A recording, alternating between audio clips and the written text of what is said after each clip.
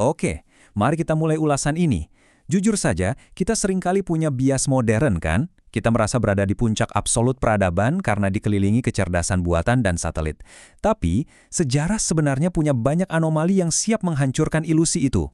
Kita terbiasa meremehkan peradaban kuno, mengira mereka cuma model batu dan kayu. Nah, hari ini kita bakal membedah 6 teknologi luar biasa dari masa lalu yang anehnya, meski sains modern bisa mendeskripsikannya, kita masih belum bisa menirunya secara utuh. Bagian pertama, misteri kaca kuno. Kisah ini berawal dari penemuan arkeologi di tahun 1850 di Istana Asyur, Nimrud, yang sekarang masuk wilayah Irak. Bayangin, ini berasal dari tahun 750 hingga 710 sebelum Masehi. Ini adalah lensa Nimrud. Potongan kristal batu berukuran 7,5 cm ini dipoles dengan super sempurna pakai roda lapidari kuno dan punya 12 rongga mikro dari gelembung nafta. Lensa ini bisa ngasih perbesaran sampai 3 kali lipat. Sekali lagi, itu pencapaian optik 2300 tahun sebelum Galileo bikin teleskopnya loh. Yang bikin perdebatan soal artefak ini makin seru adalah fungsinya. Pihak British Museum santai aja menyebutnya sebagai pernak-pernik biasa tanpa fungsi praktis, tapi profesor asal Italia Giovanni Pettinato berpendapat beda. Dia yakin banget ini adalah teleskop yang dipakai orang Asyur untuk melihat cincin Saturnus. Masuk akal sih mengingat mereka menggambarkan Saturnus sebagai dewa yang dikelilingi ular. Atau, mungkinkah ini sekedar alat untuk ukiran mikro? Sampai sekarang belum ada yang tahu pasti. Sekarang kita maju ke abad pertama di Roma. Ada yang namanya Piala Lycurgus. Gelas kaca setinggi 16,5 cm ini benar-benar bikin bingung. Kalau kena cahaya dari depan, warnanya hijau zamrud. Tapi coba taruh sebatang lilin di belakangnya. Warnanya bakal langsung berubah jadi merah rubi pekat, seolah-olah berdarah. Magis banget kan? Rahasianya baru ketahuan di tahun 1990-an, waktu para ilmuwan ngetes pakai mikroskop elektron. Kuncinya ternyata ada di angka 50. Kaca tersebut ternyata mengandung partikel emas dan perak berukuran 50 nanometer. Biar kebayang, itu 2000 kali lebih tipis dari sehelai rambut kita, dan 1000 kali lebih kecil dari sebutir garam, dan partikel itu tersebar dengan sangat-sangat merata. Jadi intinya, bangsa Romawi itu secara nggak langsung udah memproduksi massal nanoteknologi 16 abad sebelum kita baru ngeh soal partikel nano di tahun 70-an. Saking presisinya, para peneliti di Universitas Illinois sampai hari ini masih kewalahan loh buat mereproduksi distribusi partikel sedetail itu. Bagian 2. Rahasia suara sempurna. Mari kita beralih ke sebuah keajaiban audio yang diciptakan antara tahun 1680 dan 1720 di Cremona, Italia, dari tangan sang master Antonio Stradivari. Dari sekitar 650 instrumennya yang masih ada, salah satunya, biola Lady Blunt, terjual seharga $15,9 juta di tahun 2011. Kenapa harganya nggak ngotak? Karena nada, kedalaman, dan pantulan suaranya itu literally nggak bisa ditandingi oleh instrumen modern buatan pabrik secanggih apapun. Ini nih yang bikin sains modern kelihatan kebingungan. Kita punya puluhan teori yang saling sikut. Ada yang bilang karena kayunya padat akibat zaman es kecil periode Maunder Minimum. Ada juga temuan dari riset Universitas Texas di 2021 yang nemuin jejak boraks dan kalsium.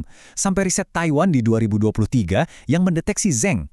Tapi, dari semua uji lab itu, gak ada satupun yang bisa sepakat soal komposisi asli resep pernis misteriusnya. Padahal kita udah nyoba meniru selama 3 abad loh. Bahkan, dalam berbagai uji dengar tertutup di aula konser besar di Paris, instrumen tua ini tetap mengalahin instrumen baru.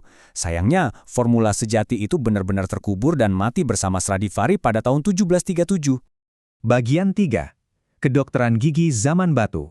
Oke, kita putar balik waktu agak ekstrim sekarang. Merujuk pada publikasi jurnal Nature tahun 2006 tentang pemukiman Mehergar di wilayah Pakistan modern, siap-siap kaget, 9.000 tahun yang lalu. Artinya, 4,5 milenium sebelum kemunculan dokter Mesir pertama dan 6.000 tahun sebelum bapak kedokteran Hippocrates, seseorang di zaman Neolitikum udah ngelakuin operasi gigi fungsional dengan tingkat presisi yang gila. Coba kamu bayangin, kamu lagi duduk di sebuah desa zaman batu. Terus ada orang pakai bor busur berujung batu api, ngebor enamel gigi geraham kamu buat bikin lubang sekitar 1-3,5 mm. Mereka ngelakuin itu cuma dalam 1 menit buat ngebuang karies, lalu menambalnya pakai lilin lebah. Dan yang paling horor, itu semua dilakuin tanpa bius sama sekali. Berani coba? Bagian 4. Logam dan navigasi kuno. Kalau bahas rekayasa monumental dan cara mencegah karat, baja modern kita biasanya sangat bergantung pada kromium dan nikel. Tapi, coba bandingkan dengan pilar besi Delhi dari abad ke-5 ini. Monumen seberat 6 ton dengan tinggi 7,21 meter yang dibangun oleh Chandragupta Vikramaditya ini udah berdiri menantang hujan badai monsun dan suhu ekstrim 50 derajat Celcius selama 1.600 tahun tanpa berkarat sedikit pun. Kok bisa? Teka-teki ini baru terpecahkan di tahun 2003 waktu Profesor Balas Subramaniam nemuin kalau pandai besi kuno menempa besinya dengan 1% fosfor. Itu 20 kali lebih banyak dari besi modern. Terus mereka memukul-mukulnya untuk ngebentuk lapisan pelindung bernama Mesa White setebal 20 mikron yang bertindak sebagai perisai penahan lembab yang bisa pulih sendiri. Secara kimia kita bisa mendeskripsikannya, tapi kita benar-benar nggak tahu cara menempanya kayak metode mereka sekarang. Kehebatan semacam ini juga berlaku buat para pelaut Viking di abad ke-10. Bayangin aja, mereka berhasil menyeberangi 1.000 km perairan Samudra Atlantik Utara yang ganas, 500 tahun sebelum Columbus. Padahal kompas magnetik baru muncul di abad ke-12, mereka nggak punya peta, dan sextant baru ditemukan 700 tahun kemudian. Mereka murni cuma mengandalkan apa yang di kisah saga kuno disebut solar stain atau batu matahari. Dengan pakai kristal kalsit atau Iceland spar, mirip kayak yang ditemuin di bangkai kapal Alderney tahun 1592, seorang navigator bisa memecah cahaya. Melalui rotasi kristal dan efek bias ganda, mereka bisa menyejajarkan dua titik cahaya buat nemuin posisi akurat matahari, bahkan waktu langit tertutup awan tebal sekalipun. Akurasinya tembus 1 derajat. Itu jauh lebih bisa diandalkan daripada kompas magnetik di lintang tersebut. Dan ini bukan cuma teori belaka. Sebuah model komputer dari peneliti Hungaria di tahun 2018 ngebuktiin kalau cuma model pakai batu ini aja, tingkat keberhasilan bangsa Viking buat nyampe ke Greenland itu sampai 90%. Mereka udah manfaatin fisika cahaya terpolarisasi berabad-abad sebelum kita bahkan punya istilah buat hal itu. Bagian 5, kerapuhan kemajuan manusia.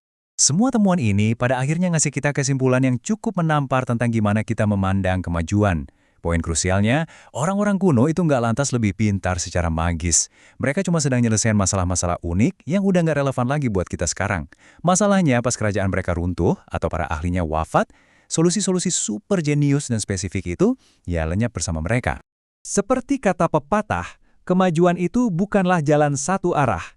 Saat ini kita hidup di dunia, di mana apa-apa tinggal di Google dalam 2 detik kelar, itu sering ngasih kita rasa percaya diri semu, seolah-olah kemajuan adalah perjalanan ke atas yang nggak bakal pernah putus. Tapi hilangnya resep pernis Stradivari atau rahasia Misawite pada pilar Delhi membuktikan kalau peradaban kita sebenarnya sangat rapuh. Jadi, mari kita renungkan satu hal ini. Kira-kira teknologi modern kita yang mana nih yang bakal hilang selamanya? 1000 tahun dari sekarang, akankah ada orang yang nemuin rongsokan iPhone dan ngerasa bingung setengah mati, sama kayak kita bingung ngelihat keajaiban nanoteknologi di Piala Lycurgus? Coba deh kasih tahu di kolom komentar, dari 6 teknologi yang kita bahas tadi, mana yang paling bikin kalian takjub?